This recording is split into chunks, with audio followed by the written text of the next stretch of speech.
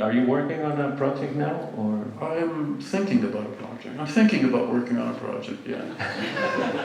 The thing about writing a novel is there's really no pressure because nobody cares, you know. But this is very good.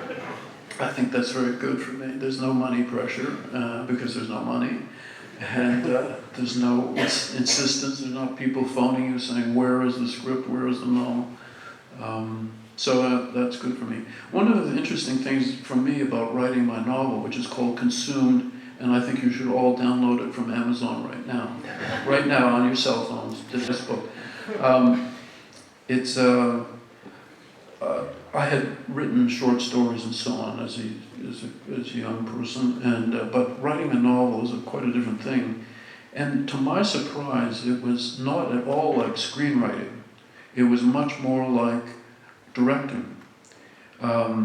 Because in a screenplay is a very strange kind of writing, very unusual. The only thing that goes directly from a screenplay to the screen is the dialogue.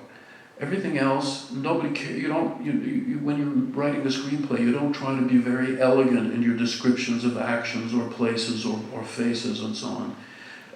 In fact, you don't even want to describe the characters in great detail because Tom Cruise is going to play that role and you're not going to describe that character as being 5'8", so or 7. And so you don't get credit for wonderful prose writing in a screenplay. In fact, it's a detriment. Whereas when you're writing a novel, you are doing everything. You are casting it. You are creating the characters in the flesh. You're describing them in great detail. You're doing the costumes, the lighting, the camera moves, the locations, everything. And it's much more like directing, I realize. And you're moving the characters around the room the way you would as a director, and not which you wouldn't do in a screenplay.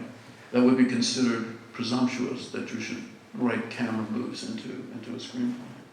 So that was interesting.